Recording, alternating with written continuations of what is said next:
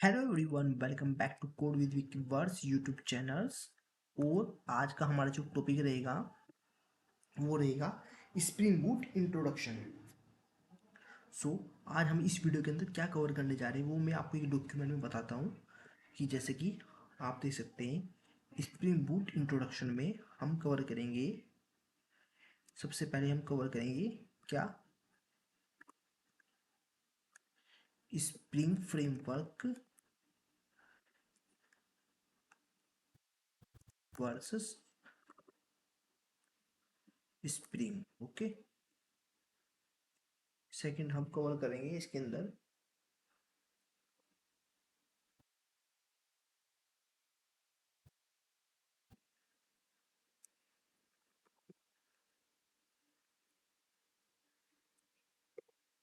Yes, ठीक है। तो सबसे पहले हम स्प्रिंग फ्रेमवर्क कवर करेंगे। देन उसके बाद में हम स्प्रिंग बूट के प्रोजेक्ट को कैसे क्रिएट करेंगे, वो भी थ्रू स्प्रिंग इनिशियलाइजर के थ्रू। और फिर हम प्रोजेक्ट स्ट्रक्चर को थोड़ा एक्सप्लेन करेंगे और देन अपनी एक फर्स्ट रेस्ट एपीआई क्रिएट करेंगे। तो सबसे पहले हम स्प्रिंग फ्रेमवर्क और स्प्रिंग बूट के बारे में डिस्कस करते हैं। तो मैं स्प्रिंग फ्रेमवर्क बताता हूँ कि आपको इसे ऐसे एग्जाम्पल थ्रू कैसे समझना है। सपोज आप स्प्रिंग फ्रेमवर्क को ऐसे समझ लीजिए, तुम्हें सब कुछ यहाँ पर मैनुअली काम करोगे। सपोज आप चाहे अब जो स्प्रिंग बूट है, स्प्रिंग फ्रेमवर्क है, स्प्रिंग फ्रेमवर्क में क्या होता था कि अब जैसे कि आप सपोज किचन पे चाय बनाने के लिए जा रहे हो, तो आपको पहले पानी वाटर को बॉईल करना होगा। देन उसमें टी टी लीव्स डालनी होगी, देन उसमें शुगर डालना होगा, देन उसमें मिल्क डालना होगा। तो ये सब काम आपको मैनुअली करने पड़ रहे हैं, खुद ही करने पड़ रहे हैं। अब लेकिन स्प्रिंग बूट इससे थोड़ा हट करे।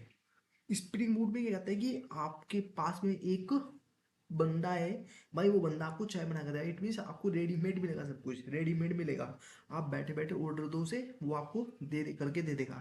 कि हाँ, बस बस अब आपको कुछ नहीं करना है, आपको सिंपल ये तो चाय को सर्व कर, चाय को अपने कप में रखना है और चाय को पीना है बस खाली।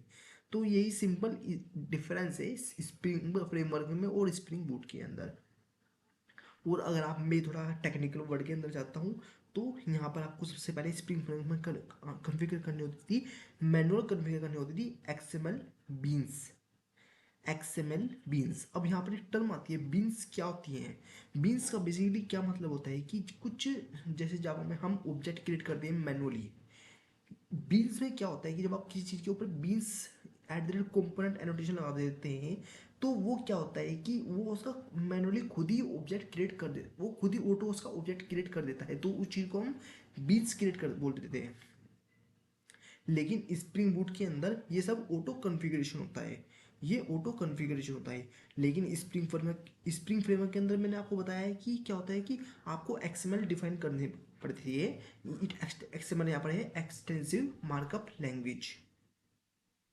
अब आपको यहाँ पर सब कुछ मैनुअल डिफाइन करना पड़ रहा है।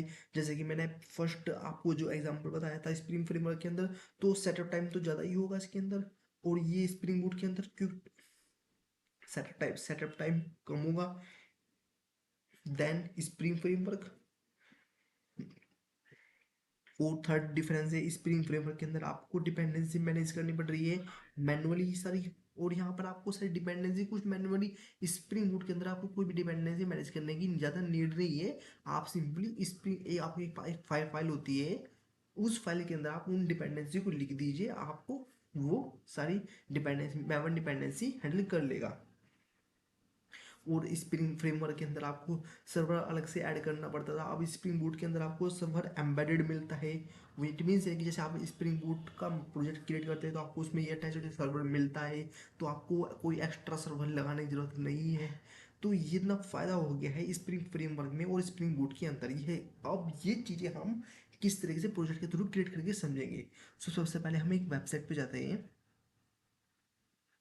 यूज में VS कोड यूज़ कर रहा हूँ। तो हम स्प्रिंग इनिशियलाइजर के थ्रू हम प्रोजेक्ट क्रिएट करते हैं। हम करते हैं स्प्रिंग इनिशियलाइजर।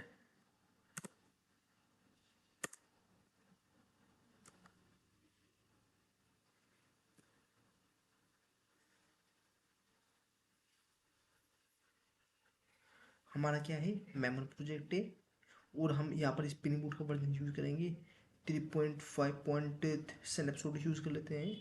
आप स्प्रिंग बूट 3 यूज़ कीजिए, क्योंकि अगर आप स्प्रिंग बूट 4 के अंदर जाते हैं तो आपको थोड़ा कुछ चेंजेस ज़्यादा देखने को मिल सकता है। हम अभी से हम प्रोजेक्ट का मेटा डेटा ये हम सब सेम रख लेते हैं। प्रॉपर्टीज़ में हम यहाँ पर जावा का वर्जन 17 यूज़ करते हैं। अब जो आपको कॉन्फ़िगरेशन प्रॉपर्टीज रखना है, पैकेजिंग आपको जा रखनी है वो रखनी है। आप किस तरीके से प्रोजेक्ट को एक्सट्रैक्ट करना चाहते हैं, और इसके अंदर आपको कुछ डिपेंडेंसी ऐड करनी पड़ेगी स्प्रिंग बूट के अंदर, जैसे ही स्प्रिंग वेब हो गई। अब मैं इन डिपेंडेंसी को भी वन बाय वन डिफाइन कर दूँ कि कौन सी डिपेंडेंसी क्या काम करिए। जेपीए जैसे ऐड करनी पड़ेगी, एक डिपेंडेंसी में और ऐड कर लेता हूँ डेटाबेस के लिए, पोस्ट एसक्यूएल ड्राइवर हो गया। एक स्प्रिंग बूट डेव टूल कर लेता हूँ, बूट डेव टूल, ठीक है। अब ये डिपेंडेंसी देखो, आपको कुछ ज़्यादा कुछ करने की जरूरत नहीं है। बस सिंपल सब कुछ अब सही है। मैवन प्रोजेक्ट जावा है और लैंग्वेज जावा है, प्रोजेक्ट मेरा मैवन है, ओके। मेरा स्प्रिंग बूट का वर्जन है। ये नाम अगर आप चेंज करना चाहते हो तो चेंज कर सकते हो।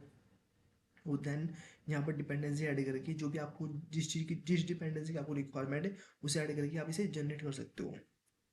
और जैसे ये जनरेट होगा तो अभी ये डाउनलोड हो रहा है और ये आपके डाउनलोड फोल्डर्स के अंदर जा चुका है, ठीक है। यहाँ पर मैं इस प्रोजेक्ट को ओपन कर लेता हूँ। ये मेरे पास में किस केस में फॉर्म में आया है, एक जार के फॉर्म में आया है। तो मैं क्या करता हूँ, डी ड्राइव के अंदर जाता हूँ, यहाँ पर एक फोल्डर क्रिएट करता हूँ स्प्रिंग डेमो के नाम से, ठीक है। और जो फाइल मुझे मिली है वो फाइल लेता हूँ और डी ड्राइव में जाता हूँ, जो स्प्रिंग डेमो मैंने अभी फोल्डर बनाया है उसके अंदर से पेस्ट कर देता हूँ, ठीक है। देन इसे एक्सट्रैक्ट कर लेता हूँ, एक्सट्रैक्ट ऑल। यहाँ पर मुझे पाथ डिफाइन कर देता हूँ, ये यहाँ पर पाथ डिफाइन हो गया है।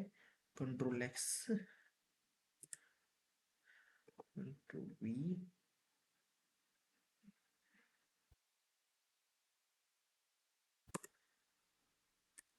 Okay.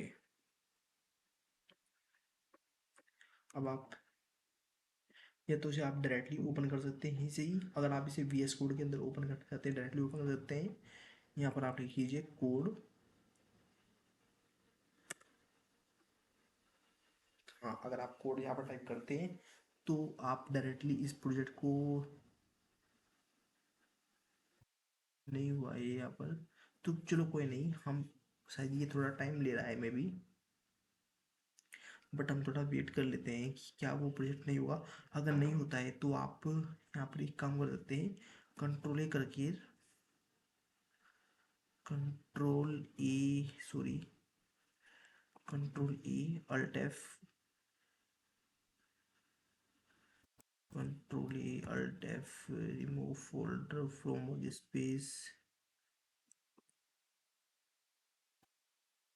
Remove folder from work space, ये सही है, ओके। और अब मैं एक नया फोल्डर ऐड कर लेता हूँ जो मैंने अभी क्रिएट किया हुआ है, add folder to work space. और डी ड्राइव में जाता हूँ, स्प्रिंग डेमो के अंदर जाता हूँ, स्प्रिंग डेमो में जाता हूँ और ये प्रोजेक्ट मैंने अपना यहाँ पर ओपन कर लिया है। और ये टर्मिनल में अभी क्लोज कर देता हूँ। ये मेरा स्प्रिंग बूट का फर्स्ट प्रोजेक्ट मेरा क्रिएट हो चुका है स्प्रिंग डेमो के अंदर, ठीक है। अब यहाँ पर आपको एक मेन फाइल मिली होगी, इस मेन फाइल को आपको हमेशा रन करना होगा, ठीक है। अभी आप जब इस मेन फाइल को रन करेंगे तो अभी आपको नहीं मिलेगा इसके अंदर मेरा, क्योंकि जावा का एक्सटेंशन डाउनलोड है। तो मैं इस मेन फाइल को रन करने का मेरे पास ऑप्शन होगा, या फिर अभी थोड़ा मेरा इंटरनेट स्लो है तो यहाँ पर मेरा एक ऑप्शन भी आ जाता है कि मैं इसे रन भी कर सकता हूँ और डिबग भी कर सकता हूँ। नहीं तो आप इस पर डायरेक्टली क्लिक कर सकते हैं और यहाँ पर भी डिबग या रन जावा जो भी आपको करना है वो कर सकते हैं सिलेक्ट। अभी थोड़ा मेरा इंटरनेट स्लो है, ये थोड़ी मेमोरी ले रहा है, सो ये थोड़ा टाइम ले रहा है स्टार्ट होने में। बट अगर आपका सिस्टम में काफ़ी मेमोरी है, काफ़ी बड़ी रैम है, तो ये इजीली रन हो जाएगा। सो आपको ज़्यादा वेट करने की नीड नहीं होगी। और इतना ये स्टार्ट होता है, इतना हम थर्ड थर्ड क्वेश्चन को कवर कर लेते हैं, प्रोजेक्ट स्ट्रक्चर को एक्सप्लेन कर लेते हैं। जब आप एक स्प्रिंग बूट का प्रोजेक्ट क्रिएट करते हैं तो आपको सबसे पहले क्या मिलता है, एक पैकेज मिलता है।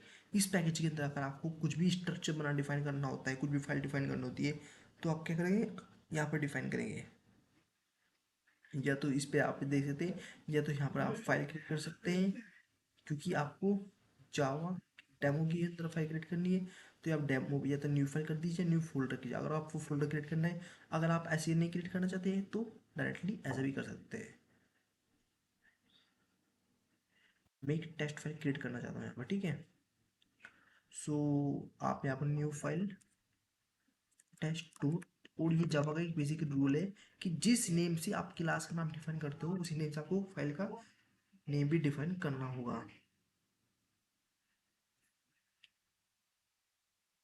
अभी देखिए ये मेरा चल चुका है, लेकिन ये क्या बोल रहा है, fail to configuration data source URL attribute is not specified and not embedded data source could be configured.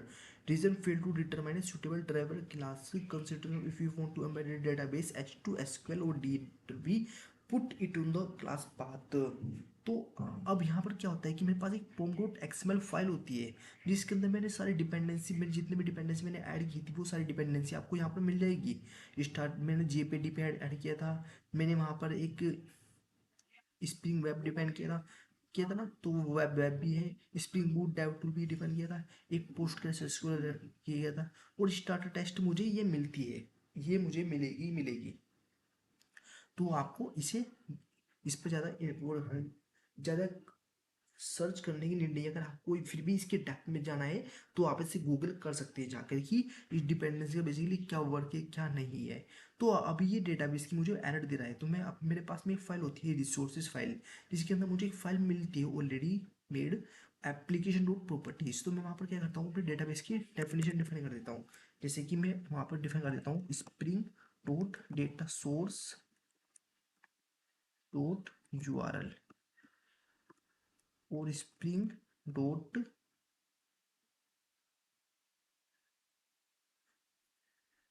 यहाँ पर फिर अगर थोड़ा सा आपको वो है तो आप यहाँ पर दे सकते हैं कि spring boot with PG admin configuration. ये आपको बहुत इजीली मिल जाएगा, आप किसी वेबसाइट पे जा सकते हैं। बट मैं फर्स्ट वेबसाइट पे गया हूँ, आपको ये डिपेंडेंसी ऐड करनी है, मैंने डिपेंडेंसी ऐड भी ऐड कर दी है। आप सिंपली इससे कॉपी कर दीजिए इन 3 लाइन्स को, और आपका जो कोड होगा वो रन हो जाएगा। मैंने इसे कॉपी कर लिया है।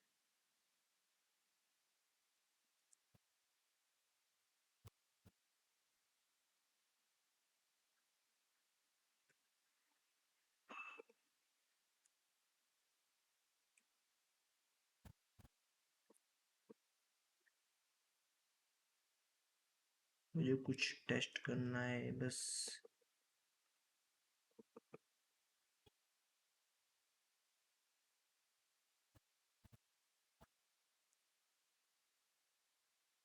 फिर ये कॉपी क्यों नहीं हो पा रहा है।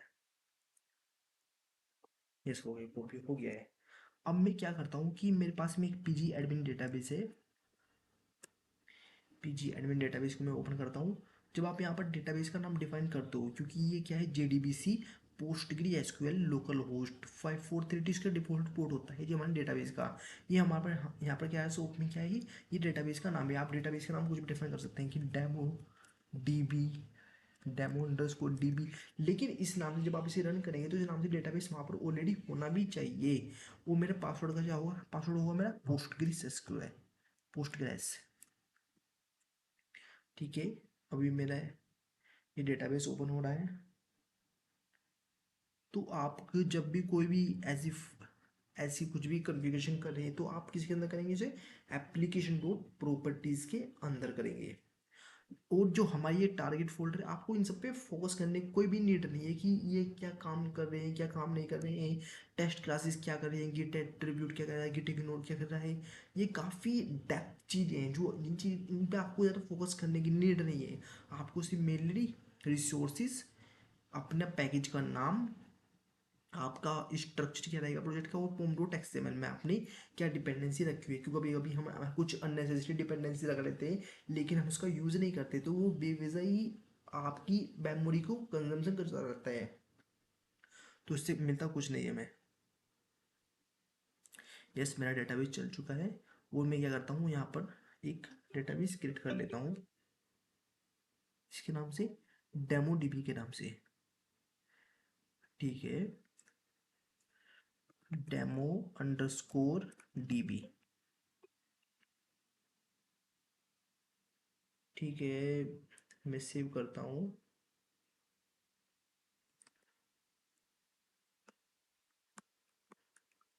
ये डेटाबेस क्रिएट हो चुका है। देन अगेन जाता हूँ अपनी मेन फाइल के पास में, और मैंने बताया था कि मेरा थोड़ा इंटरनेट स्लो है, तो शायद ये ऑप्शन ऑप्शन आपको दिखे नहीं, लेकिन ये अभी ऑप्शन विजिबल है। अभी मेरा थोड़ा इंटरनेट अभी भी स्लो है, तो ये अभी इस पर मैं क्लिक नहीं कर पा रहा हूँ। बट अगर आपका इंटरनेट काफ़ी फास्ट, तो आप इस पर क्लिक भी कर पाएंगे। तो मैं अभी करता हूँ, देखता हूँ कि ये नहीं हो पा रहा है। सो मैं यहीं से जाता हूँ, वो दोबारा से अगेन डिबग करता हूँ अपने मोबाइल को।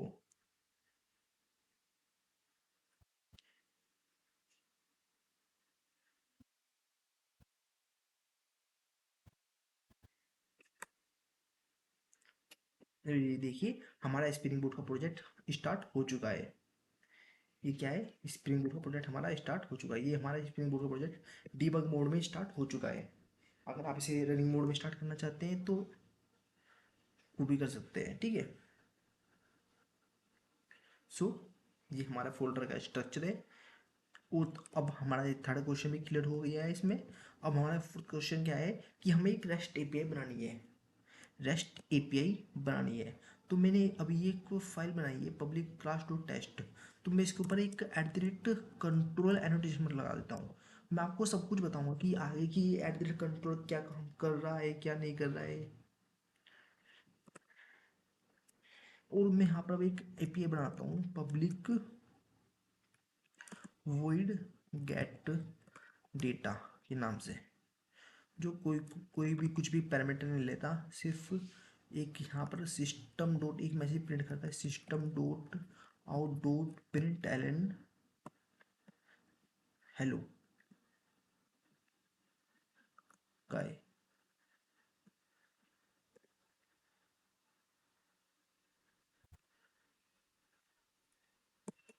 Mapping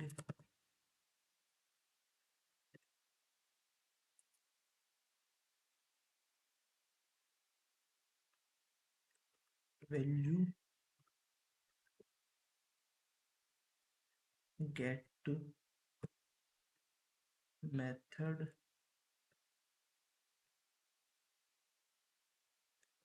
gate. ओके, अगर अभी भी ये कुछ एरर दे रहा है, तो हम एक काम कर सकते हैं। हमारे पास दूसरा वे है कि हम जाएंगे चैट जीपीटी के पास में अगेन। यहाँ पर एक न्यू चैट ओपन करेंगे।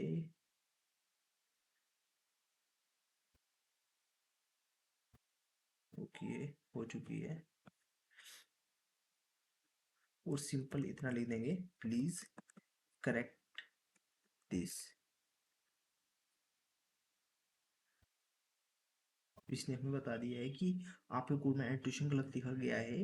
गेट मैपिंग स्प्रिंग बूट में करेक्ट एनोटेशन गेट मैपिंग होता है, वो मेथड गेट वैलिड नहीं है।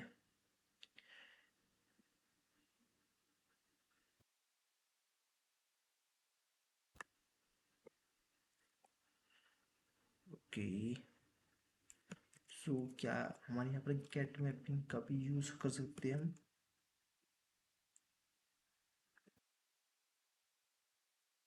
यस, कर सकते हैं।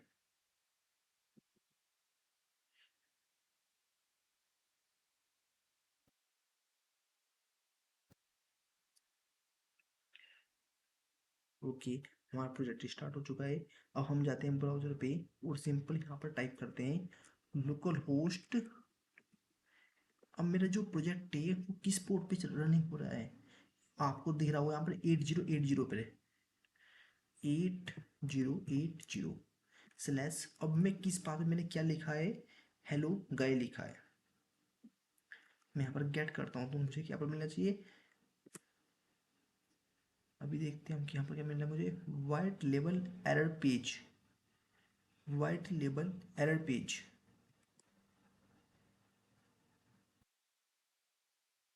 ओके।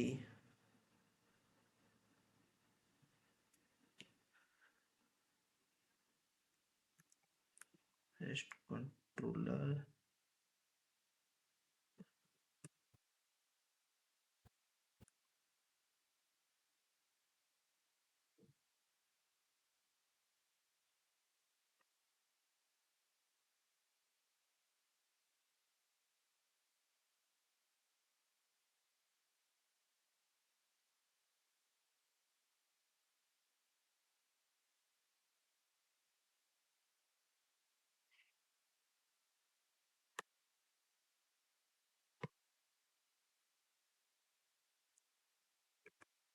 मैं अभी एक काम करता हूँ, अपने प्रोजेक्ट को दोबारा से रीस्टार्ट करता हूँ, देन अगेन।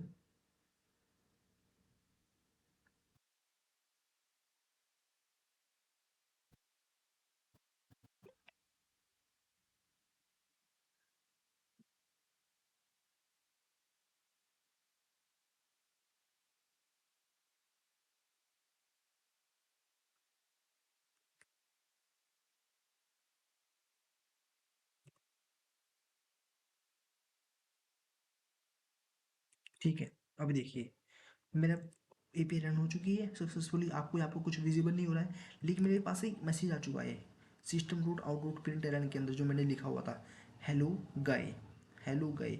अगर यहाँ पर मैं इस मैसेज को चेंज भी करता हूँ तो ये मैसेज मुझे विजिबल हो जाएगा। मैं अगेन स्टेज रिस्टार्ट करता हूँ, पूरे प्रोजेक्ट को डिबग करता हूँ, देन अगेन।